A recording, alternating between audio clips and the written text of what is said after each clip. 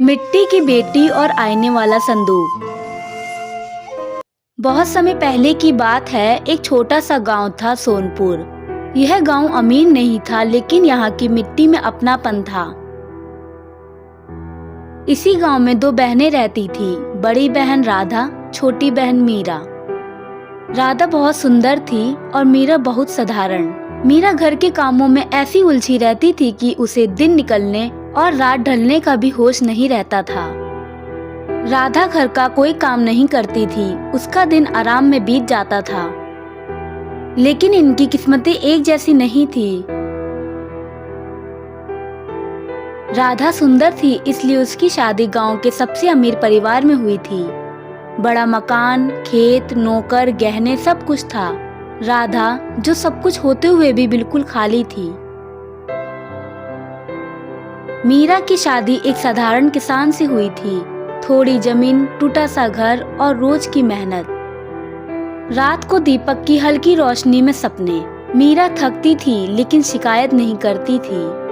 मीरा, जिसके पास कुछ नहीं था सिवाय हिम्मत के। लेकिन राधा के मन में हमेशा एक बात रहती थी।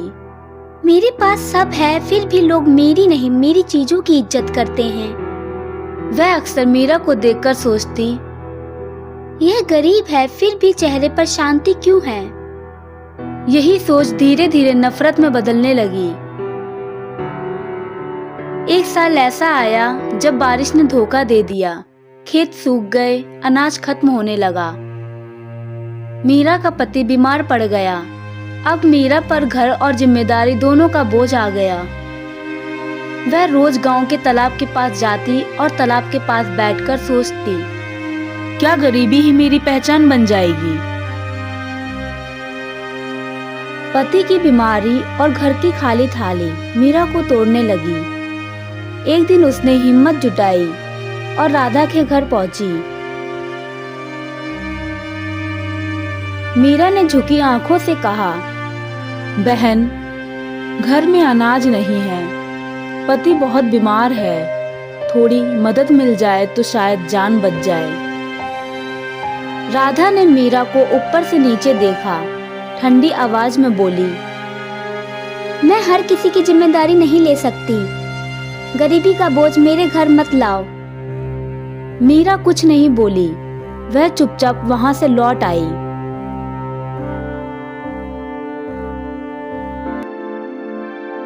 एक अमावस की रात थी, पूरा गांव अंधेरे में डूबा था। मीरा लकड़ियां लेने जंगल की ओर गई।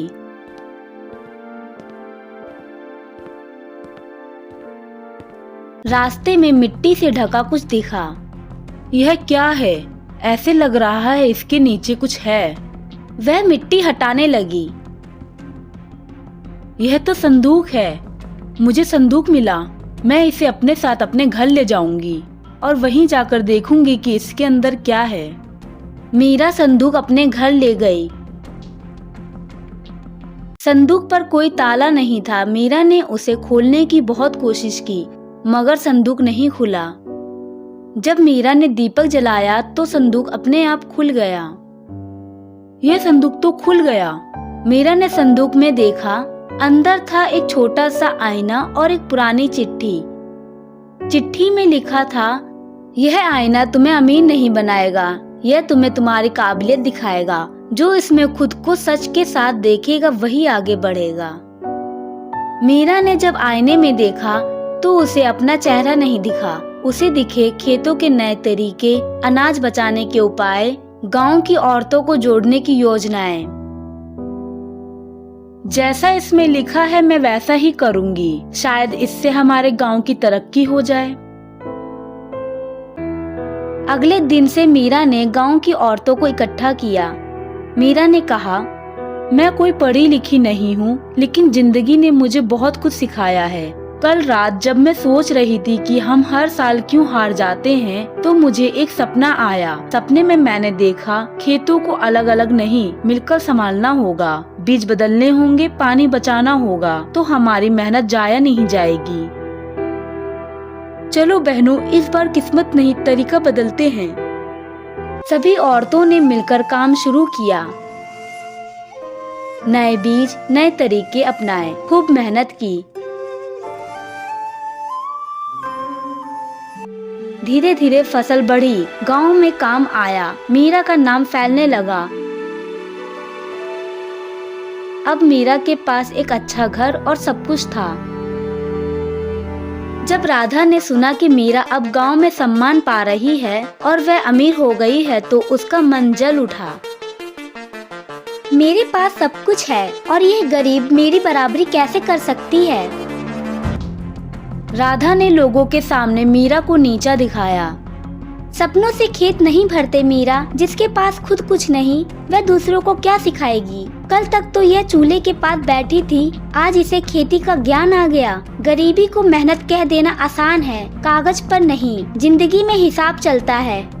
राधा ने मीरा के काम को छोटा बताया। गांव की एक बुजुर्ग ने शांत आवाज में कहा, बिटिया राधा, बातों से नहीं काम से पहचान बनती है। मीरा ने हमें सपने नहीं बेचे, उसने रास्ता दिखाया है। जिसके हाथों में मेहनत की मिट्टी हो उसी की बात गांव सुनता है।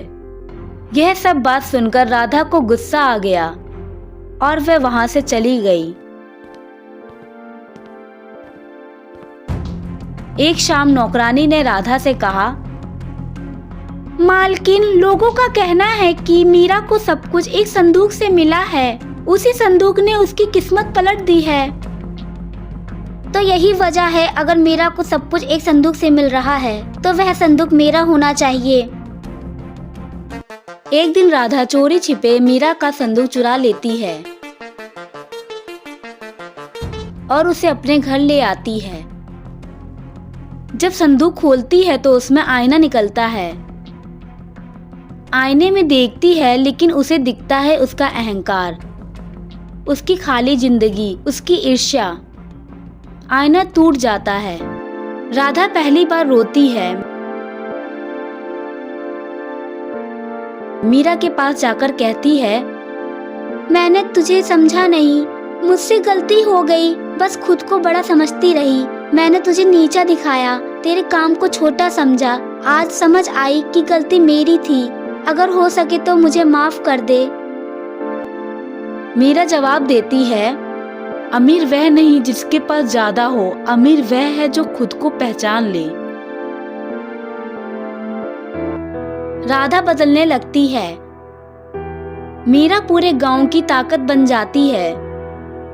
मीरा संदूक मिट्टी में वापस गाड़ देती है, क्योंकि अब जादू किसी चीज में नहीं, लोगों के अंदर, उनके विचारों में था।